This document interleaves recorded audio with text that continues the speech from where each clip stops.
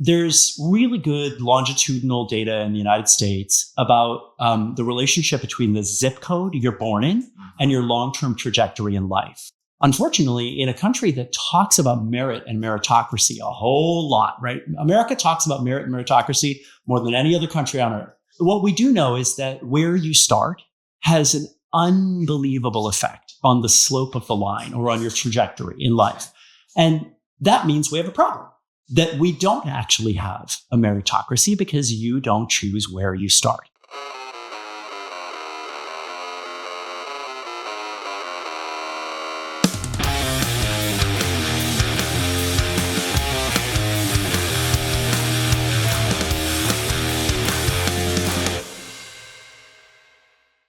Here we go.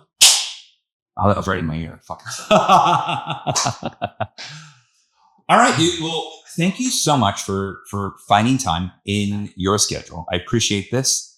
Vijay, I'm saying it right? Yep. Okay. Yep. Sometimes the Indian names get me. Because I'm like, I think it's pronounced like that. And I'm like, I don't know the English translation of the letters and pronunciation sometimes. Yep. Yeah. Yep. Like our friend Arpit, right? Right. If we don't say the R, the correct thing, like the way he says it, you can mispronounce his name very quickly. Totally. And with the name Vijay, you can see where there's many detours. Yes. Yeah, exactly. So, thank you so much. We have to get busy, quite quickly. Tomorrow is a big day for you here in Austin, which is cool. You're doing South by Southwest. You're doing a keynote speak. So high stakes haircutting. Yeah. We can't wait for it to grow out in a few weeks for you to look good. That's right. And thankfully, I'm familiar with high stakes haircutting. Awesome. So let's get into that, and then we can get into who you are, what you do, and why I'm so curious about it. Perfect. Good. Perfect. What's working? What's not working? So my hair is very grown out right now. Okay. We made this idea of getting together and cutting this episode, and I stopped going for my normal haircut. So I'm probably whoever does his hair. I'm so sorry. I'm so sorry. It's just this one time. Just one time. So this is more grown out. Normally, what I do when I go in every 4 weeks is I ask for a fade on the sides and back from a half to a 4. Okay. And then blend it through. Normally that's a half inch off the top, but this time probably more like 3/4 of an inch off the top. So you keep it pretty short. I do. And then I don't use a hairdryer when I'm styling. So like in terms of the final look, it's sort of like I build up some volume with some product, and then I kind of like pile it in front. I have a slightly coarse and slightly wavy hair, and I kind of play to that. But the sharp fade on the sides and back, I think is important to me. And then just like a nice blend through around the crown, and then, half to 3/4 of an inch off the top, and this should be easy. Do you have photos of what your hair normally looks like? I do. Let me get your thought. Okay. I'd like you to show me. The only reason I say that is because I think where things can go wrong with most haircuts is that you and I have a different idea of what that half to a 4 is, because you don't know this because you're not a hairdresser or a barber. But the guards from a 0, 1, 1.5, 2, all those, they're actually not the same millimeters of measurement. Are you serious? I am very serious. And I learned this when I was teaching a men's cutting course for L'Oreal. I had to write it out, and I realized that a 1 guard in one brand of manufacturer is very different than a 1 guard in another manufacturer. And so then I had to go down to the millimeters. I had to give them a range, like, hey, between this millimeter guard and this millimeter guard, because that was the only measurement, which made me think of that recently, just right now, that whole George Washington skit with SNL where he talks about the measurements and how, well, we will use the weird one. And I'm like, I feel like that's clipper companies. There's no standardization. They are all using the same number to define the clipper guard, but they are all having a different measurement with that clipper guard. I can't believe this isn't standardized. It's not. It's absolutely not. Okay. I'm trying to find a good photo that gives you a good idea. Keep going. Okay. So that answers my question, because I was going to ask you, like, do you have a blend into the beard? Do you have a kind of like a hard stop? That's kind of a hard stop.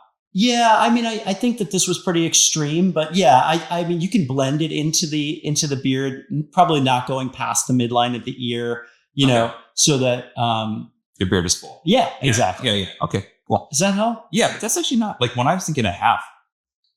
I was thinking it was going to be much shorter on the sides. Okay. So this is good. Okay. Now, the one thing I noticed is like, see how this back piece is right here? How it kind of gets a little bit more flat through here? Yep. And your occipital bone jets out, and then it kind of gets flat. I'd like to maybe, because you have the length to kind of keep that. Okay. I think on a silhouette, again, you're going to be on stage. Everyone's going to see all these other angles that you never see in the mirror. Right. And it's a pet peeve of mine. I look at everybody's head shake. I'm like, well, should have left that. They took that shorter. So yeah. I got a skinny, long head. So anything you can do to bring balance to the force will be appreciated. Something like that. Okay. Something like that. All right, cool. So we're going to take a nice, clean, classic little fade. We're not doing anything crazy. And then you just kind of wear this sort of messy. Mm-hmm. And what kind of products do you put in here? The world is learning way too much about me here. I use two. So one, I go through with a light amount of something that's actually billed on the box as a dry shampoo. But what it does is it gives like a lot of grip and texture. Sure.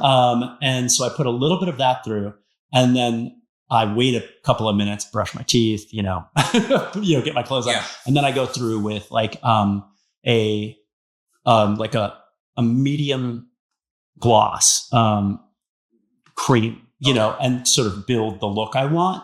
But because that grippy dry shampoo is in there, I am able to build like wave and volume super easily. Yeah. Right? Yeah. No, it's actually a great thing to use those dry shampoos in the damp hair for guys. Yeah. They want that texture, but they don't want it to be greasy, or they feel it's going to be greasy, or it's going to be too shiny or too stiff. Yes. Dry shampoos are great for giving you that texture, some grip, low hold. Yep. And it doesn't feel like you have a bunch of shit in your hair. Yes. And by the way, you can cuss on the podcast. Oh, and I will, sir. Good. Make sure to check 18 and over. Yeah, right. Yeah. So, cool. All right. Well, let's put the cape on. Yep. And then let's get going. Okay.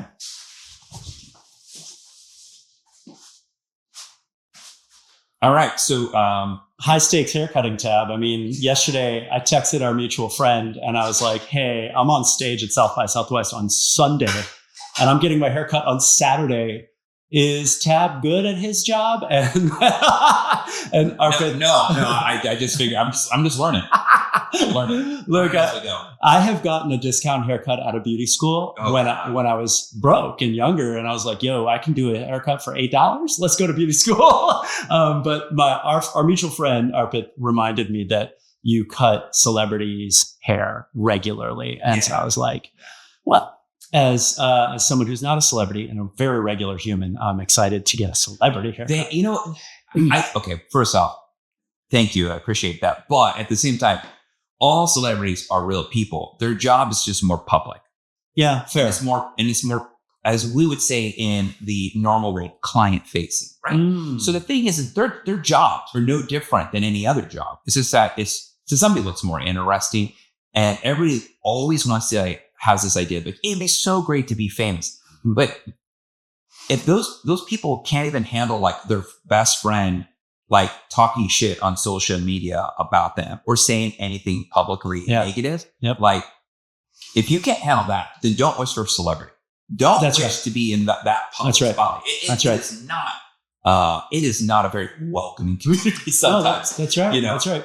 My daughters are 7 and 9, and they recently, through friends at school, have started to get into some Taylor Swift's music. So we've talked about Taylor Swift, and look, I'm a musician, and I have huge respect for what she does and has built. And even if I don't like every track, but I don't like every track of some of my favorite artists, But in talking with the girls about what it means to be super famous, this is one of the first things I explained, right? Like that you lose something that I actually think is really essential to your mental health, which is privacy, autonomy, a number of things that are correlated with being able to just like function. Yeah. Just to exist. And so they, I have to explain it in ways that make sense for little kids, but they're like, oh.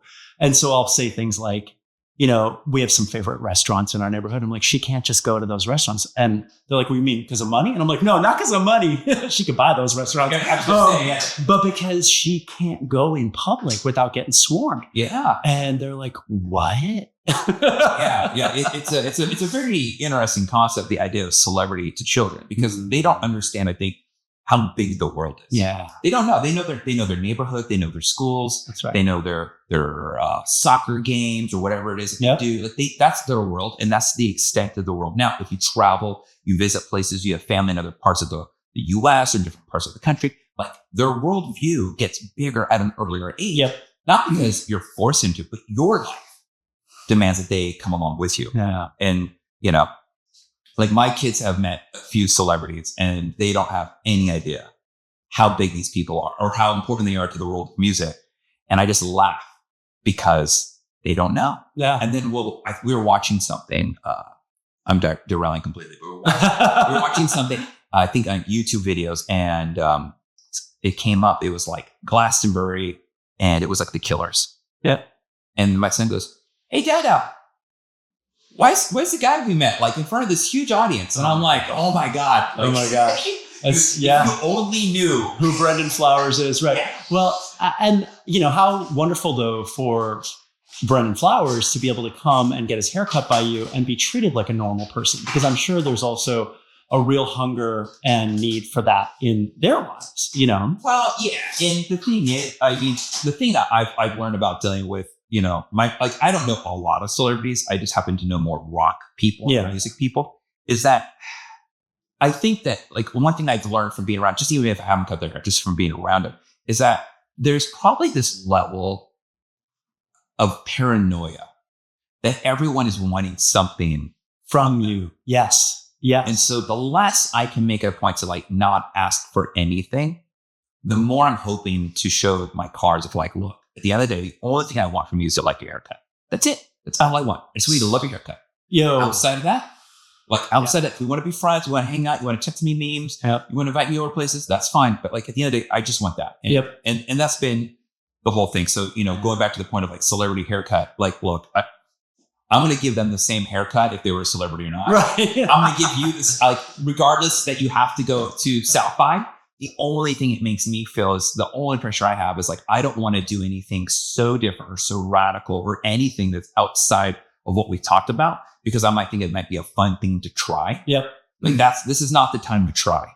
This is the time to stick to the plan. Agreed. So, I'll come. You know what? If this goes well and you want to have me back, we'll try something. Well, I'll say this. The one thing I would like to do differently than what you have been done, I'm going to explain this to you, is I'd rather do a scissor over comb saying where it gets really tight versus just doing the clippers. Sure. One, the clippers they grow out very harsh because of the nature of how that hair cuts. Yeah. It's a blade moving highly fast. So it's a very, very blunt edge. And your hair, because it is on the coarser side, when it grows out, they'll grow out thicker and bushier on the sides. Where when you're doing a scissor and the comb technique, which is a technique that most hairdressers don't want to spend the time to actually really like refine, it grows out more graceful because it's not as surgical and it's not as precise, but you get a really nice smooth blend. And as it grows out, because all the hairs are at different lengths, that's how it blends really nicely. Most of my male clients who always had clippers that get scissor over comb, finally they can get another like 2 weeks out of their haircut. Wow. And that it seems to grow out better than previously. So I'm excited about it. And that's what we're doing. And I also just want to say, I'm going to look right here so you can see what I'm seeing in my mirror right now. Did anybody watch Shogun? Because I feel like I'm in 17th century Japan right now with this very samurai hairstyle. Well, you're all Asian. That's the joke that Arpit and I always have. So I'm going to get shit for that one, but I don't care. I don't care. It's funny. I'm having fun again. So Vijay, what is it that you do? What's the elevator pitch? That's what I want to know. Sure. Well, so I, for 23, 24 years now, in one way or another in my career, have spent time helping systems optimize for human performance. So, like biohacking? Well, in some way, yeah. I think that's actually a really good analogy. I spent 18 years on 5 different university campuses, first optimizing educational systems for so that all learners can actually do the best cognitive work of their life. Because actually universities are extraordinarily poorly designed often for students to be able to thrive. And then I took that student experience design kind of, which is, 3 words just jammed together, but, how do we redesign environments so that students can actually bring their best work, bring their best cognitive performance, and then took that similar playbook into employee experience design. So I shifted into working in corporations, trying to look at the levers that we do have to optimize for the workforce, and how can people in high pressure, work actually be supported by an environment, by leaders, by coworkers who have the skills and the behaviors that unlock peak performance at work. So although it might feel like those are 2 radically different things, I actually see them as very, very similar projects. Okay. So where did this aha for you come from, taking what you learn in academia in that world, called the tire learning, right? Into the corporate realm? Well, I think, like a good Marvel Comics movie, the origin story matters here, Tab. Yeah. I don't think I would have ended up in the work I've done, regardless of sector, if I didn't grow up where I did, when I did. Okay, so where's that? So my parents are immigrants from India, and I grew up in the Chicago metro area, in the Midwest of the United States. For our global audience members, I have another Indian friend who grew up in Chicago too. There it is. He went back to Chicago. Chi-town. So my parents, when I was 8, we moved into a neighborhood where my parents were able to afford a home. And this neighborhood was a border zone community. So it was a community that straddled 2 very different experiences. And one of those experiences was, it was proximal or right up against the North Shore of Chicago. So the North Shore is what it sounds like. It's I don't know. It's more, so I've only been to Chicago twice. And in both instances, I got very little, if any, time to explore Chicago. The first time I was in a convention center. I was working with L'Oreal. Yeah, you don't really get to see much. Yeah. And then the second time, there was a blizzard. This is so Chicago. It was the Super Bowl weekend. I was out teaching a class the next day, Super Bowl Sunday. So I landed Super Bowl Sunday. My now wife, we were dating at the time. We landed. We're the only flight landing. Everything was canceled.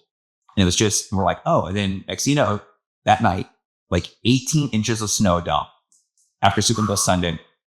And so I didn't get to do anything. Well, that was Chicago rolling out the welcome carpet for you, actually. So you've been indoctrinated. I'm going to Chicago next month, so I hope I get a little bit more explore going on.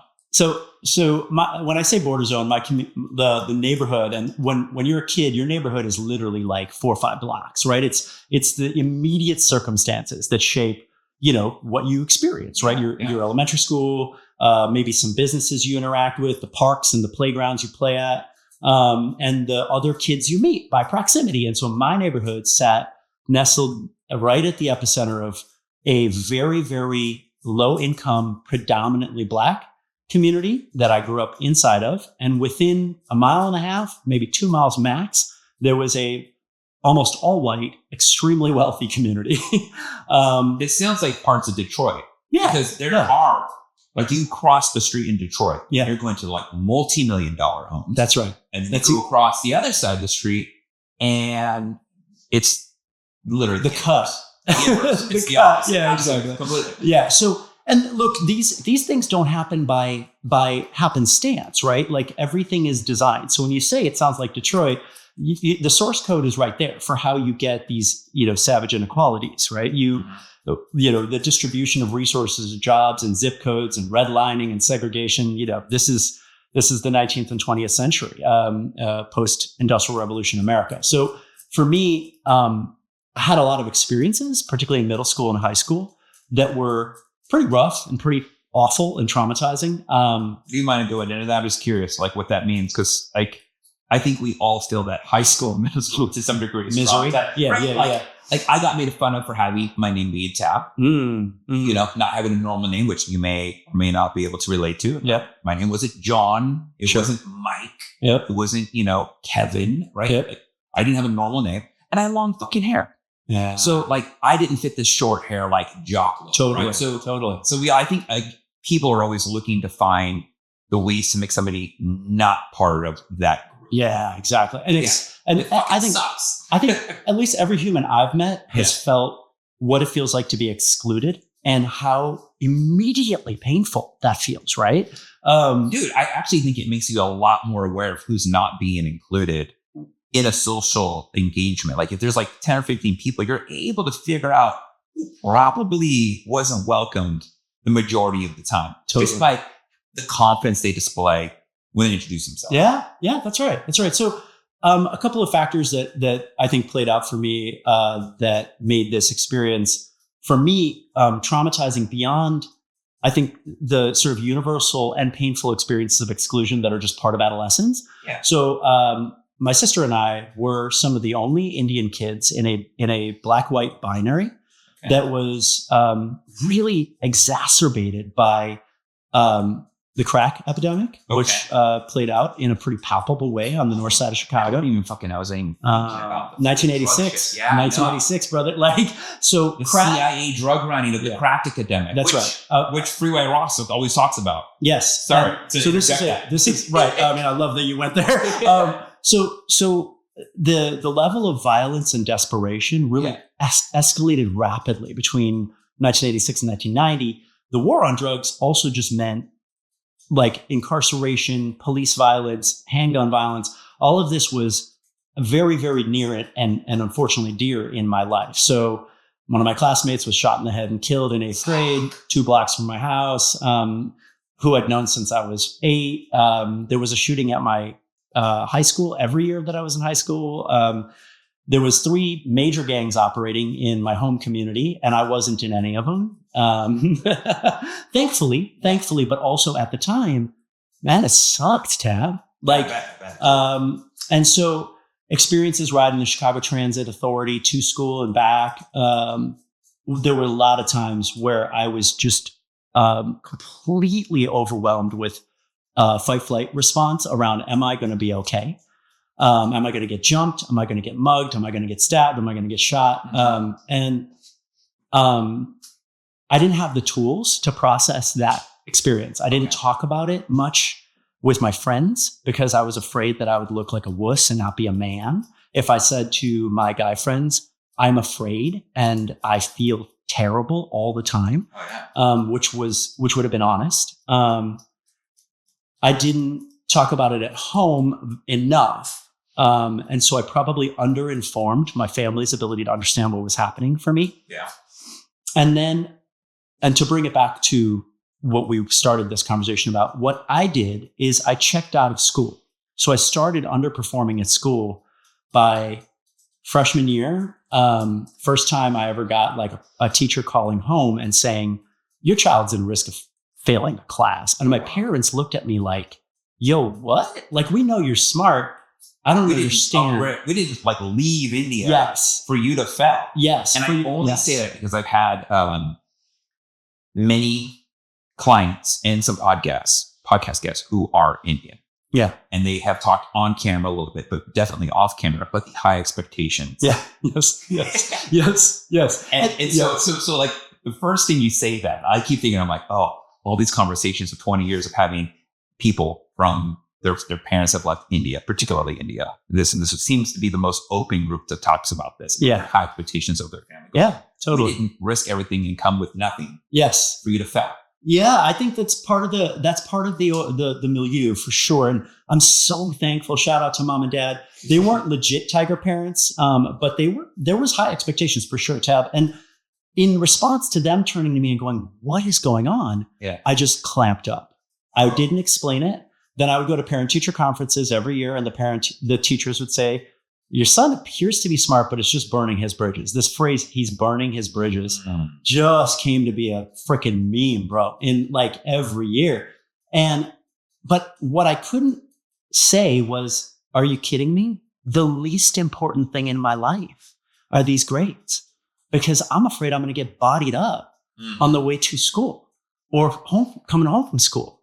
And so I was stuck, man. I have to pause you right there because, like, one I want to say is, like, I wish more parents were involved with their kids the way you hear about these type of parents when they come, these immigrant type of parents, right? Like, I really wish more parents were involved in their kids to, like, push them, because I think sometimes kids don't get enough support, and sometimes they need that push. They need, like, no, you can do better because we believe in you. We see you as a 10. You see yourself as a 6 or a 7, but I see you as a 10. Yeah. And I know you can get there. Like, yes, I think that's a very valid thing, and it needs to be discussed a little bit more, probably for a different person at a time. The second thing is what you're talking about, your safety being more important than your grades, because at the end of the day, who the fuck cares about grades? The grades aren't going to save your life. That's right.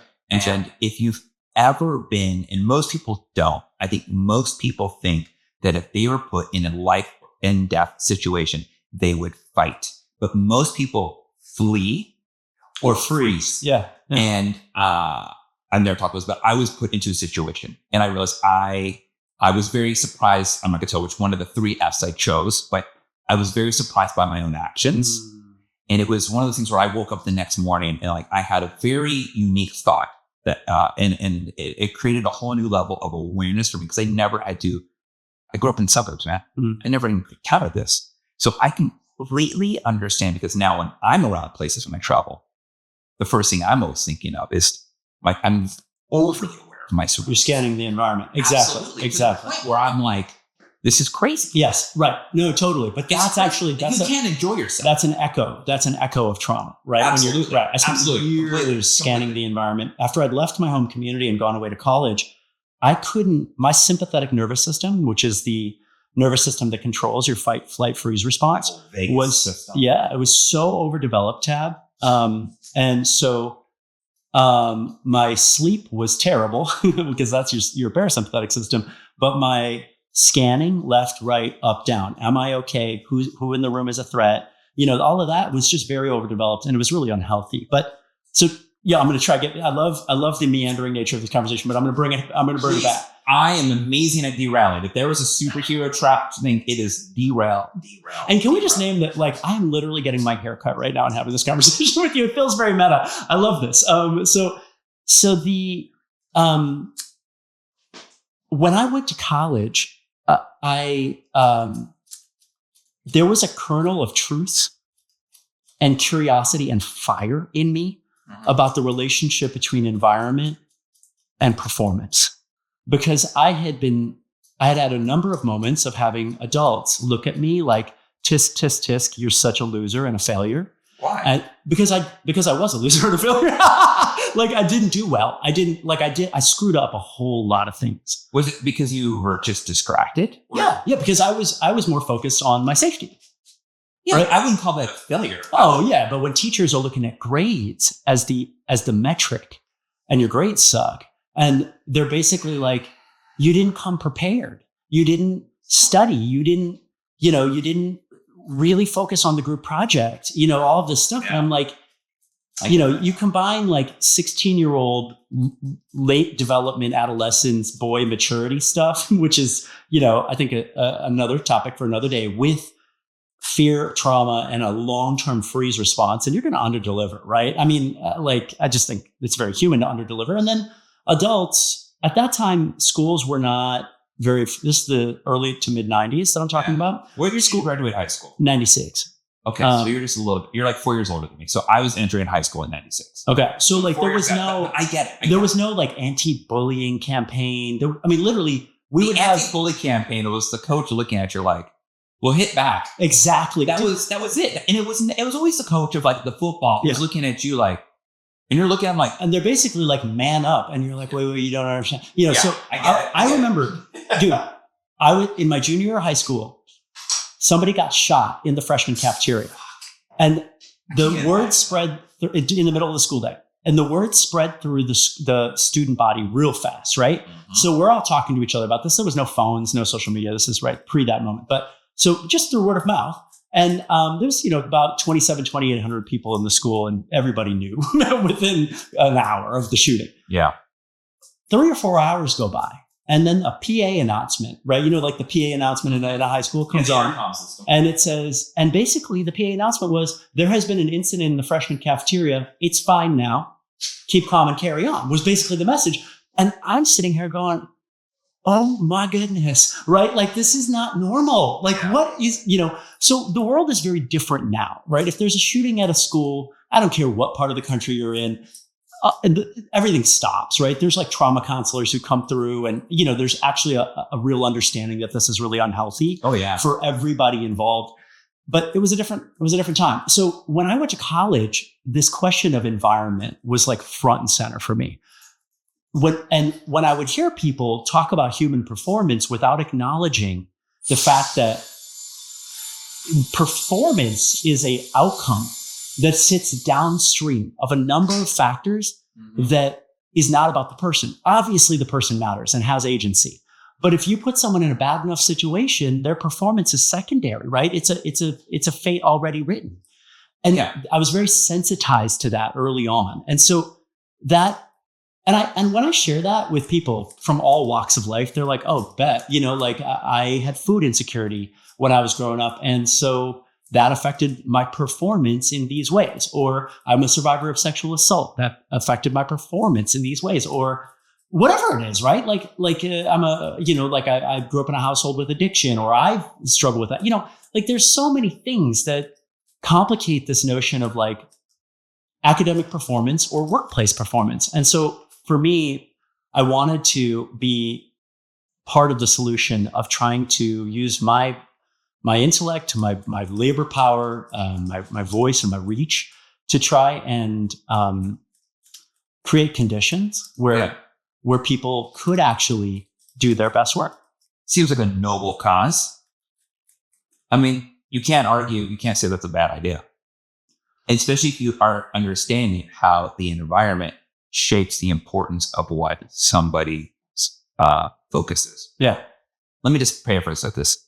If you don't have to worry about the hierarchy of needs, those are met, and those are not in danger of ever going away, you have a much better beginning in life, because you don't have to worry. You don't have a distraction. Am I wrong on that? Because those hierarchy of needs that need to be met, like food, shelter, safety, love, right? Those things are met, or met to a degree. Yeah. It doesn't really distract you, because now you can actually focus on all these other things. You can focus on getting that 99% grade versus it being like a 82. That's right. That's right. Then those things, then everything else is just really like, it doesn't become this stressful environment, because your environment is not stressful. That's right. So the only stress you have is all these exterior things from school or sports. Well, and like you said about parents supporting their children, an environment can actually be beyond not stressful. An environment can become a tailwind. So if we think in terms of a metaphor, I use the language of headwinds and tailwinds a lot. If anybody's ever been on a hike or a run or rollerblading or really moving outside, or an airplane, right? Headwinds are make it hard to move, hard to accomplish the task. Tailwinds, are not about you. They're not about the thing you're bringing to the game, but they can actually change your trajectory. Yeah. And environments can actually be not just not headwinds, which is partly what you're saying, but they can be tailwinds, right? Yeah. And so when we think about you and me are both parents, right? But like what we know about... Supposedly I'm a parent. Sometimes I feel like I'm the extra kid playing with the Legos. Hey, that's important too, right? But like, there's... So to bring a little bit of rigor and data to this conversation. Absolutely. Data. So when you talk about like hierarchy of needs, there's really good longitudinal data in the United States about the relationship between the zip code you're born in and your long-term trajectory in life. Okay. And the reason that this data is so rigorous and verifiable is because we can correlate the zip code where you grow up with long-term things like college attendance, because there's easily discoverable public records on this, with your income tax filings after college attendance. So then we get a sense of your socioeconomic mobilities after college. And so there are centers that have studied the sort of movement of people based on zip code. And what the arc of your life is, right? And unfortunately, in a country that talks about merit and meritocracy a whole lot, right? America talks about merit and meritocracy more than any other country on earth. What we do know is that where you start has an unbelievable effect on the slope of the line or on your trajectory in life. And that means we have a problem, that we don't actually have a meritocracy because you don't choose where you start. And so it goes back to this thing about environments, because where you start also means the quality of the schools, because most people go to public and neighborhood schools. It means the quality of the schools. It means the quality of your drinking water. It means the quality or lack thereof of the toxic chemicals you're exposed to, and how that has it turns on or off epigenetic switches, which lead to health disorders. It means the other, is your environment a headwind or a tailwind? Are you exposed to crime and violence at a young age in your neighborhood or not? Do you have teachers who are well trained and care about you, or do you have people who unfortunately are not the best people for the role? You know what I mean? And those kinds of things. The list goes on and on and on, Chad. But zip code matters incredibly. That's one of the very basic outcomes that comes out of multi-generational studies on mobility, social mobility in America. And so it's just a real strong point of validation for your thesis, which was, I think that, are you trapped in survival, or are you able to self-actualize? Yeah. And so we as a society have a huge opportunity here, right? Let me frame this positively. If we can optimize environments for children, for adolescents, for emerging adults, and for adults, then we can actually take advantage of the best resource we've got as a country, which is our people. You have me agreeing 100% on all this. I did not know about the zip code, but I can understand it. And especially if it's very difficult to leave your zip code, because as a child, you don't get to control where you live. As we said, you don't get to control where you're born, but as a child, you also do get to control if you move. Unless something is so horrendous that's happening to your school that your parents go, we have to leave. Yeah. And by that time, so much damage and trauma has already been done. Like, are you going to be young to unpack that and not let it affect you moving forward? I always think about that kind of stuff. Yeah, that's right. And there's so many other environments. Like, you could have been born in, let's say, the right zip code, whatever that is, to have the most amount of what's the word I'm looking for? Oh God, it's like right on the tip of my tongue. Stability and security. Stability, security, positive success outcomes, all those things. Yes. But then, something as common as divorce can go through and completely just change. That's right. That safety net of that zip code and what that zip code community has to offer you. That's right. That's right. And the nuance here, right, is that I think that sometimes when the zip code conversation comes up, because of just discourse patterns, we tend to move into this winners and losers calculus. And it's actually not that simple, right? Because you can be in a quote unquote desirable zip code and have really messy, toxic, vicious divorce that, pardon my French, but fucks you up, right? Changes the trajectory of your lifeline. Or you can have wealthy parents who are not supportive parents. Yeah. Look at all of the Eat the Rich shows that are on television, right? I don't want those people in succession to be my parents, right? Yes, you have the airplane and all the resources, but that's not, I always say, there's different ways to measure wealth, and it's not always money. Yeah. It could be the fact that you have a stable family, you have happy, healthy kids, you have a loving marriage, you have trust. There's all these other ways to benefit, to me, wealth. And it's not always just in monetization. You may not have all the money, but you have enough money to create stability. That's right. And you have enough security and stability in your marriage that it, drifted down into your family, where now the family has to. That's right. They see, positive role models. You can't teach somebody to be a leader. You can demonstrate. And demonstrating, to me, is one of the things that often goes completely missed from things when we talk about teaching and learning. Well, most kids learn not from getting taught, but from observing and seeing it being demonstrated. Yeah, that's right. Our kids are literally mimicking us as adults. They want to be us. or they don't want to be us when they get older. Yeah. So I would say, like, choose your avatar. Who are we going to be? Are we going to be the one that's super sweet and nice to everybody because that's who we want to be and that's what we think we are? Or are we the person that's just going to act completely selfish and then our children are going to be the ultimate judge of us? I always think about that because somebody's like, how do you create a good hairdresser? And I've had this conversation with clients. I said, all I can do is show this young hairdresser what's worked for me, what's been beneficial. If they choose to adopt those things, that's their choice. They choose not to, that's them. But I can't force them to make those choices. They have to look at it and see the win in for them.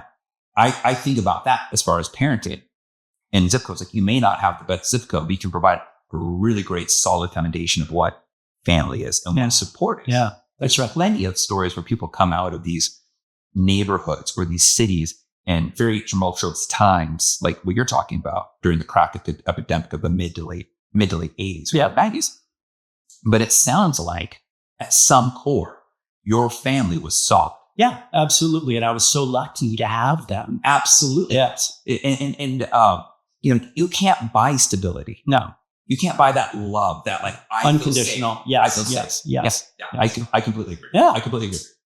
Well, and so, there's one of the things I try to do in the conversations I have with people, the work that I do for companies and teams, and the coaching work I do with leaders is try and get back to some of these core human principles that seem to defy the way the discourse wants to set up the conversation, right? Which is what?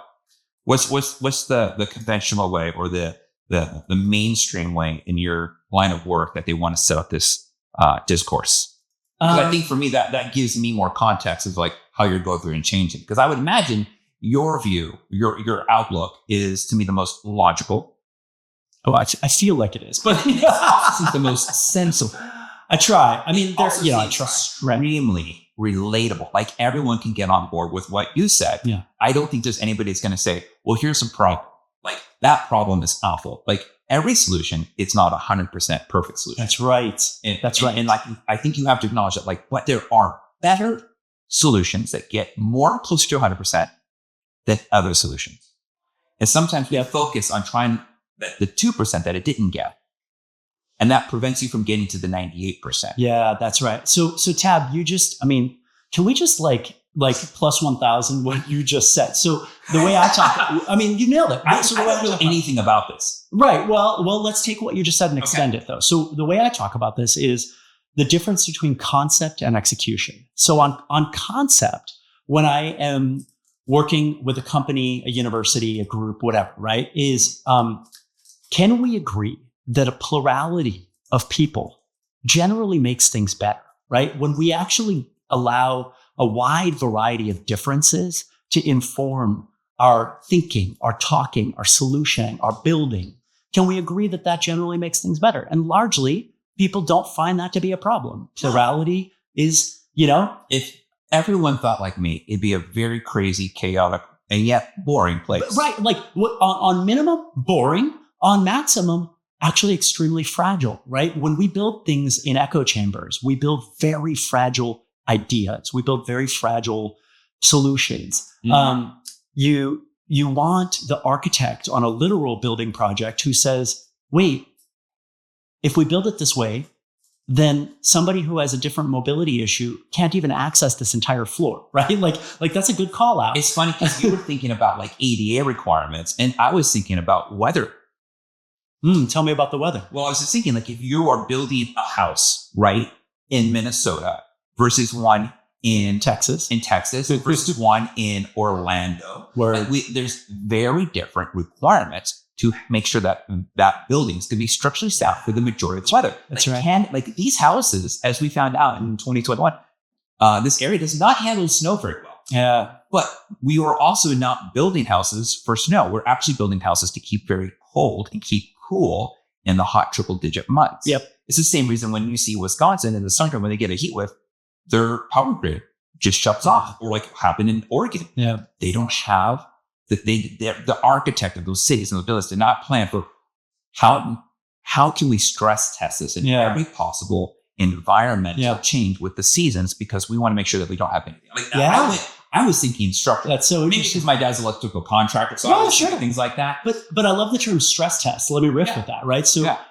one of the really good stress testing, and in tech work, this is called red teaming, right? So you try and break something, right? Trying to break something in the design stage is way better than rolling out a scaled, fragile solution and having it broken by reality, right? Like At too many scale. people are on the website. Yeah, exactly. So you red team and you stress test things in design stage. And one of the things you do in stress testing is you throw a lot of difference at it, right? So in the consumer goods space, we've created a can opener, right? Okay, wow, this is a really cool can opener. Look at these colors. You can pick custom colors of the can opener. All right, let's go to market. Let's build 1 million of them and ship them. Wait, shouldn't we have people with a variety of different hand sizes, right-handed and left-handed? What about people who have arthritis? What about somebody who's lost feeling in their fingertips? You stress test the can opener before you scale it, so that you know it works for a really, really wide variety of people, right? This is very common in product design. Oh, you said product design. I think of cars. Mm-hmm. Crash tests. It's the ultimate stress test. And so you know that there's brilliant research that came out within the last few years that for decades, they only crash tested cars with men and with dummies shaped as men's bodies. So women are injured far more in the same kinds of crashes than men are, because women's bodies are actually shaped differently on average. And so because they didn't use crash test dummies, literally crash test dummies, and then in later stages you have human drivers, because it was only men and male-shaped dummies, there's actually a higher injury rate for women in cars. So this is a great example, right? So for me, when I talk about plurality, and we have this conversation about the weather, about red teaming, about stress testing, about crash test dummies, there's largely like no duh, bro. Like, let's lean in. Let's make things happen. Yeah. The same conversation, if you say the word diversity right now, depending on who you're talking to, they're already leaned forward or leaned backwards, metaphysically, right? Like, and the phrase, the 3-letter word, acronym of DEI. I felt like 10 years ago, there was a very positive push. Mm-hmm. And more recently, there's been a very negative connotation. Yeah. I mean, so many companies are rolling back their DEI policies, or they're recalling it something else. Mm-hmm. You know, you have Harley Davidson, you have John Deere, Home Depot, Target, Toyota, I think even JP Morgan. And you know, these things just happen in pop up the news and it's I mean, particularly interesting enough that all of those companies have been changed because of one individual who's been spearheading that, which is Robbie Stark. Mm-hmm. That's one person. It's not even a coalition of people. As a hairdresser, I'm dealing with whoever wants to get their hair cut by me is making that choice. Mm-hmm. Mm-hmm. I don't think I've ever been affected by the negative and the positive of that acronym. Mm-hmm. Mm-hmm. Now, you could enlighten me and say, actually, you have benefited or you haven't benefited. But I don't look from the lens of a world of, am I benefiting from something because of who I am that I had no control over? Or am I a victim of something that I had no control over? Mm-hmm. You're talking about your merit. And I've always said, you know, the person with the most talent, whatever that is, should be the one at the front of the line. Yeah. Because you want your best and your brightest, whatever they look like, whatever they do, like whatever it is. Like, you know, if I want to get my car worked on, I want the best mechanic. Yep. And I don't give a fuck what they look like. When I was, you know, what was my text to our mutual friend about yesterday? Yo, is this guy really good at cutting hair? Because I gotta perform. Is he good at cutting the next day, right? Or is he really friendly but a crummy hairdresser? I don't care. Like, of course it's helpful if you're friendly, but you need to have the skills, bro. Right? Yeah. Like, you know. So let me just jump in on that. So, please, absolutely. So this thing around, gosh, you said a number of things, but to go back to like the through line here, concept versus execution. Yes. On concept, I think there's generally broad agreement that it's worth working really hard to continue to try and make our society more fair. Okay. Right? Because where did we spend the first 30 minutes of this haircut discussion? On the reality that actually there's a whole lot of unfairness tied to things like zip code, tied to things like family you inherited, you didn't choose, tied to things like the school you probably walked to or took a bus to that you didn't get to choose. There's so much that happens to you by the time you get real choice power that you're not in control of.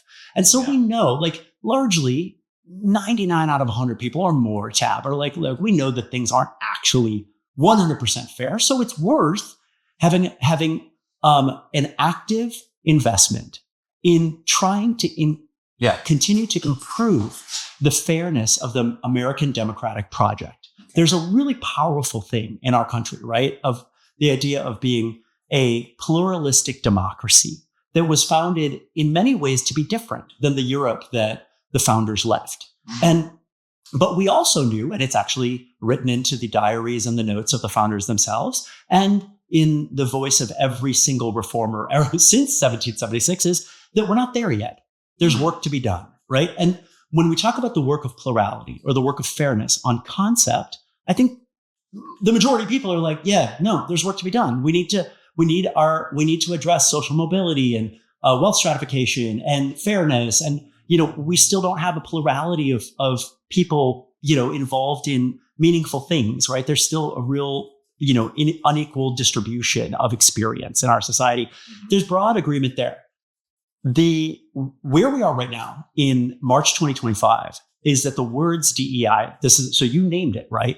10 years ago. I can't avoid it. It's every news. Literally 10 years ago. My iPhone, Apple update, there's news. It's the news cycle is hot and popping, right? So 10 years ago in 2015, if you had asked 100 people, what do you feel about DEI? The real answer, actually, because I've been in this work for 23 years, right? So to name it on the nose. You have skin in the fucking game. Yeah. So DEI has been a significant duty and responsibility on every job description I've held, right? Yeah, since 2002, right? Yeah. So when you asked people in 2015, how do you feel about DEI? The average answer was, what?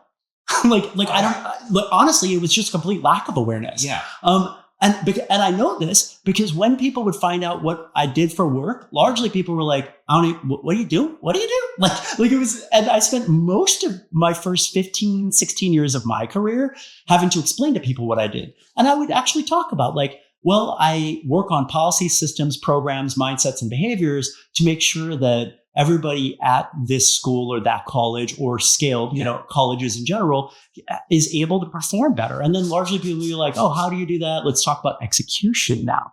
And there are reasonable arguments to be had on tactics. Yeah. Of course, there's reasonable arguments to be had on tactics. And so I could say, well, this is the way I'm trying to solve for plurality and fairness right now. And someone could go, I don't think that's a great form of execution. Let's talk about that, right? I think that's very reasonable. Difference of opinion hopefully creates a better outcome for everybody. Yes, you can't. That's how we sharpen each other's thinking, right? To quote a Bible verse that I was in, somebody who's very religious told me because I was explaining a concept to them. It's called iron sharpens iron. Yeah. And I love that phrase because intellectual disagreement.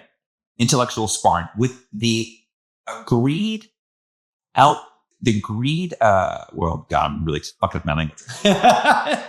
with the agreement, the outcome is to provide a solution where the two people who may be at opposite ends come together and say, we've now created a better solution. To me, that is the biggest fuck up of American discourse right now. Yeah. We've created an environment where it's, I'm right and you're wrong, and I'm going to talk at you versus talk with you. Yeah, and talk with you requires a couple of things, right? I'm 100% with you. Talk with you requires a few inputs. One of them is a really strong muscle of curiosity. So instead of the first move emotionally and intellectually to be, I'm gonna burn this person. I'm gonna call them out. I'm gonna wait for them to make a mistake and gotcha. It's, can I understand deeply before I even form my assessment of what this of whether I agree or not? Understand first is the call for curiosity. But the second input is good faith. And what I think we're in right now is a moment where we're very, very low on good faith, and people are so activated in essentially a national fight, flight, freeze response. To go back to this notion of like what happens when your sympathetic nervous system is driving the bus, that good faith and curiosity get burned crispy. And instead, I'm swinging before I even really understand you, you know? And I mean, I feel like the curiosity part goes back to the school indoctrination of really not creating critical thinkers. I don't feel people are leaving school with this insatiable curiosity to also even think for themselves. Well, so let's go to Robbie Starbuck, right? So how do we get from good faith and curiosity to where we are right now? Yeah. How do we get from, in 2015, the vast majority of people couldn't even tell you what DEI was, to now 45 to 50% of respondents on recent polls that were well done polls? Because we all know there's terrible polls and then there's less worse polls. All polling is flawed, but some is more insightful. Absolutely. Recent well done polls, 45 to 50% of people have something negative to say about DEI. And here's my analysis of this. So take it with a grain of salt. Absolutely. You know, like everybody do your own homework, I'm right? going to give you a bad haircut because I disagree with you. I'm kidding. No. I don't actually. This is why I have you on. I need to know. Yeah. So the only way to ask is somebody who's doing it from a very different. Like I cannot. I feel like if somebody's trying to lead a cause, the bias is inherently there. Yeah. And somebody said there's definite bias from yours, but I think understanding your background. Yeah.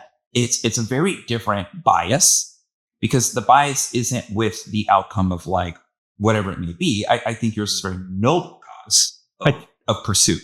Does that make sense? Well, thank you for that. Like that. Yeah. At least so I really try to be clear. I am biased and I am subjective and I am a human being with all of the things we all have. And so for me, I just want to be transparent about those things so that then you can, from the standpoint of good faith and curiosity, we can sharpen each other's iron, right? So the data. The shift in public sentiment, in my view, is actually the strategic and desired outcome of a multi-year misinformation campaign. Okay. And the misinformation campaign works like this. Okay. You take the words diversity, equity, and inclusion, and you repeatedly tell people that they mean something else than what they're intended to mean and what 99 out of 100 actual DEI practitioners intend for them to mean. And the minute you can conflate the word diversity with reverse discrimination, the word equity with anti-meritocracy, the word inclusion with, you name it, right? Like quotas, right? Like then what you get is first incoherence in the discussion. And we've all had that conversation with a friend or family member where you're like arguing vehemently and you realize an hour later that you're using the same words differently. And now you've actually hurt each other's feelings and you are in the Bermuda Triangle of complete incoherence, right? I've always said this. I go, we're all using words, but I don't think we agreed upon the same definitions. Like all the time. Like now I'm going to get a little political when I say this. I'm sure I don't give a fuck. I've always said when people say that person's a racist, I'm like, well, there's another word that could be replaced with that is that person have prejudice?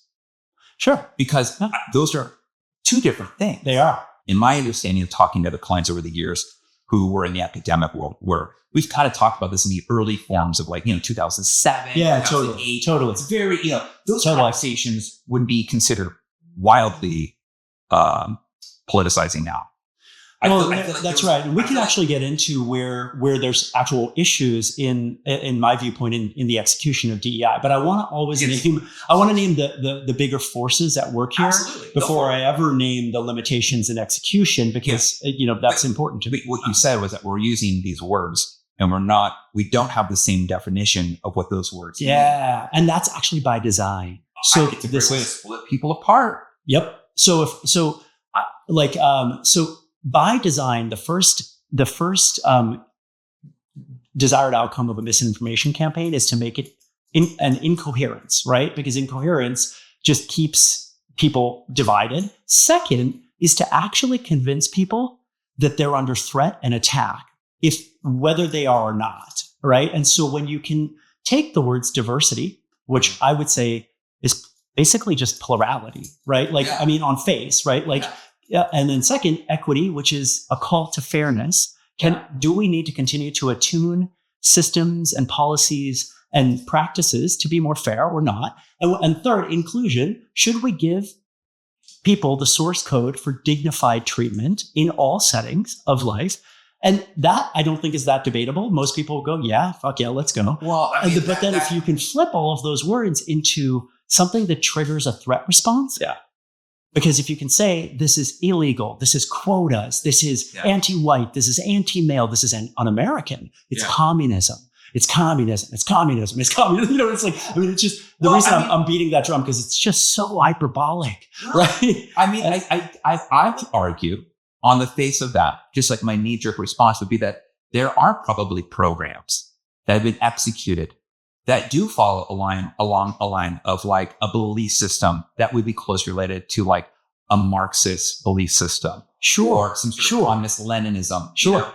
And I think that to say that again, this is the thing. That's where you're conflating execution with concept. Exactly. The problem. Yes. And to paint everything one way or the other. That's right. Because he said, when he said you were describing your definition of DEI, all I kept thinking about it, it's very much ingrained in the American culture: life, liberty, and the pursuit of happiness.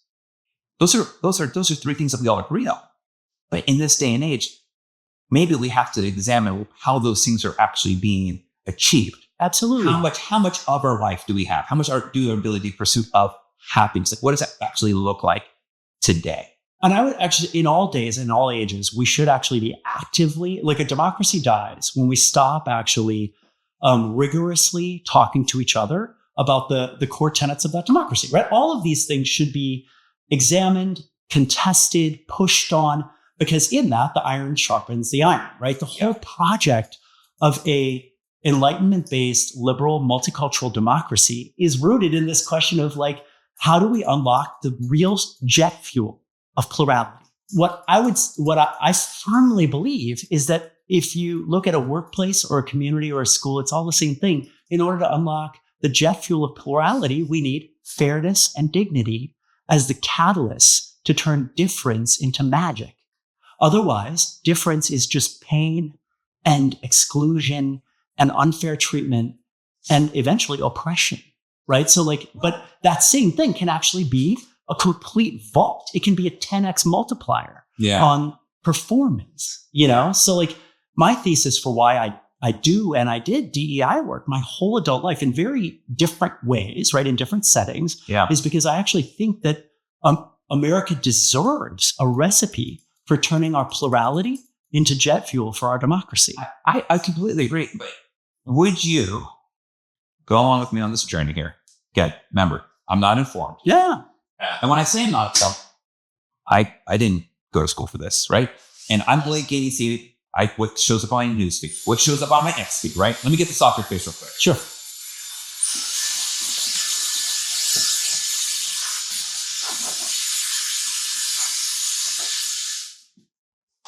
I've had these conversations with people who work in DEI, Google and, Meta and things like that.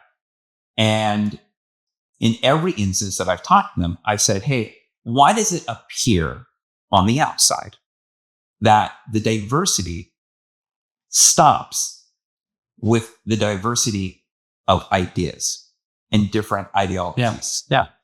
It appears, again, to the commenter, because again, I'm not really affected by this so much, right? It appears to be like the diversity includes gender or orientation and the multitude of hand-toned skin colors. But when it comes to beliefs or an ideology that's different from, I'll use the term, the things like hive mind mentality, right? That is where the exclusion begins in bubbles. It appears like that. Yeah. Let's dig in. Because I'm going to reference a polarizing individual. Okay. Let's have fun with this. Sure. For me, because I don't know this shit, right? Like, if you want to describe what the ideology of the average female, right? You say like most women believe this, right? And then you start going into race, and they say most women are this. But then you have somebody like, I'm going to pick a very polarized, but like Candace Owens, who is radically conservative, far more than the majority of probably her ethnic community. And that is to me a diverse nature. like to me, diversity transcends the physical stuff. Yep. And it can go into the ideas. Yeah. And when you have somebody who looks a certain way, but doesn't believe that way, then that's where the inclusion stops. Yeah. Now, this is just like my thing, because my observation, I see this, I go, wouldn't you want to have more people who look differently, that think differently stuff? Like I've had many log cabin Republicans sit in my chair, which is a term for gay conservatives. And I had to ask them, I go, how do you get behind? How do you grok? How do you get behind these policies when it seems to be very much against your lifestyle, who you are, your person? And I can't answer that. Sure. Well, I'm none of those things. I'm neither like voting for that candidate, nor am I a gay man. You know what I'm saying? Like I can't answer because I can only ask people who are experiencing those things.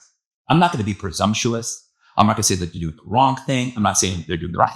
My thing is like, I want to know, how does somebody wrestle with those things? Yeah. I can share with you how I wrestle. And Please. so while I can't speak for anybody but myself. And I appreciate that, because I think more people need to be talking about their own personal experiences. This is me on my soapbox versus speaking for other people. Yeah, totally. So, I don't. Yeah, right. You said a bunch of things there. Okay, so I will start with the ideas you mentioned, and I will end by saying something about Candace Oman. Okay, go for it. So, the technical terms for what you just talked about are why does workplace DEI focus on immutable traits like race, gender, sexual orientation, ability, rather than viewpoint diversity? So that's me reframing back to you part of what I heard you say. Yeah, absolutely. It seems like I would want, if I'm working, let's say, in a company, I would want different viewpoints. So because we've had some signal to noise issues, and let me name. I don't even know what that means, but that sounds messy. Yeah. So signal to noise is I use this often. It's right in the beginning of my new book. It's like, what's your book called? The Alchemy of Talent, and it's a leadership book. Yes, you can get it on Amazon. It's a leadership book on how you lead teams through disruption. That's great. Signal and noise is basically, signal is the thing you're trying to achieve, and noise is everything that leads the signal to deteriorate. And so in electrical work, when you're talking about, like electrical engineering work, there's all kinds of ways when you build like a circuit board that you're trying to manage the signal deterioration, right, of the way that technology works, so you can keep really clean signal fidelity throughout the whole process. Yeah. It's inefficient, at least worse, right, when you have noise, but it also could be dangerous. The whole thing can malfunction, right, due on noise. So in human terms, when you have signal, which is the thing you're trying to accomplish, and then you have noise, noise is all of the stuff that gets in the way. And let me try and unpack why we... Let's do it after we get this all off. Please, that would be amazing. Yeah, you're going to get real itchy and... fun. That feels so good. Yeah, I'm going to get... Here, I'll give you towels. It's always weird when somebody tries to do this to me, so just get all of here. Thank you. I know. I appreciate this, because like, these are all questions I've had for the longest time, because clients will sit in my chair and they'll complain about something, or they'll say, can you believe this? Because they're working in different corporations and all that. And I'm always, I always come from a place of absolute curiosity. And that's what I love about you, bro. We've had dinner before this, when you first went to Texas. So radical curiosity, I think, is one of your superpowers. And derailing. Those are my two things. I'm going to try and get myself back on these rails. Okay. Yeah. So the focus on immutable traits comes from, I think, a really good place, even though it has some negative downstream effects. The focus on, let's just pick two, race and gender, come from the reality that the pattern of American exclusion, active exclusion, has used race and gender as the vector through which to deliver differential resources. So if you just take race, the focus on race as the fulcrum, right? This is where we're going to do work. We're going to focus our diversity efforts, is a response to hundreds of years of race being the battleground for the denial of resources, right? Yeah. So when somebody says, look, this would all just get better if you didn't focus on race, then what you have to do is ask, well, is race being focused on by the policies and systems and behaviors of exclusion? Because a reasonable response when you decide to focus your inclusion efforts is to look at how exclusion is being structurally delivered, right? And so when for gender, there's a bajillion examples of literally not de facto gender exclusion, but de jure gender exclusion, meaning by law, right? Like, when did women actually get the right to vote? When were women permitted to enter the workforce? And there was so many laws that actually they actually have their own credit cards and bank accounts. Yeah, like all of this kind of stuff, right? Yeah. So what the DEI response and the playbook being very focused on these identities comes because... Hang on, I'm going to use this to get all the hair. Oh, that feels so good. I know. Oh my gosh. Who knew a boar bristle brush could be... I'm telling you, it gets all the little hairs. It's great. So the part of the logic here is that if the vectors of exclusion are race, gender, sexual orientation, ability, these kinds of things, then the vector of inclusion needs to actually travel that same set of rails, right, in order to it be effective. Okay. So, viewpoint diversity does matter. And where I think we can do a better job in the DEI space is expanding the conversation to get back to first principles. First principles in engineering are like the core of your design method, right? Yeah. And a first principle is that the difference in ideas is really, really, really, really, really, really, can I say 5 more really, really, really, really important? Yeah. Right? And so if that ever did slip off the edge of the page, then we need to get it back on the page because the difference in ideas matters. But those two statements, that the difference in ideas matters and that we need to think about identity-based inclusion, those two things can be true at the same time. So you're saying that you can't have more different ethnicities and different genders and still have an active effort to cultivate a difference of ideas, right? But where I disagree with what I would call poorly done DEI work is to conflate the identity with the difference in ideas. And where I need further explanation. Yep. This is a point of disagreement. In the popular, crude, problematic arithmetic of DEI, you can there is this sense that, so if I put a black person on the team, there's going to be a difference in viewpoint. Okay. That's not necessarily true, right? So there are two different things happening here, which is identity and then viewpoint. And when you start to use identity as a shortcut for viewpoint, then you're going to get a lot of things wrong. Because if you ever put me in a room because I'm Indian, be prepared to be fucking surprised. Because I probably am not going to say the things that you're hoping I'm going to say. Because identity is not a good analog or proxy for viewpoint. So it takes two different strategies. Yeah. This is very, to me, non-political discussion. This is a very logical way of explaining. And the best of DEI actually recognizes this.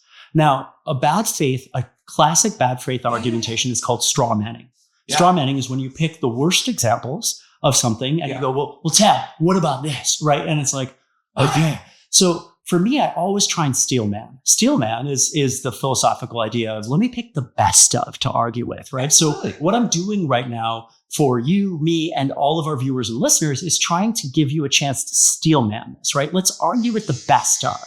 And the best of DEI practitioners know that we need efforts to deal with the fact that we have structures and policies which use identity to actually exclude. So we need one campaign that is about dealing with identity-based harm and exclusion. And we also need really fantastic efforts and programs and, all the things to continue to cultivate plurality of thinking. Yeah.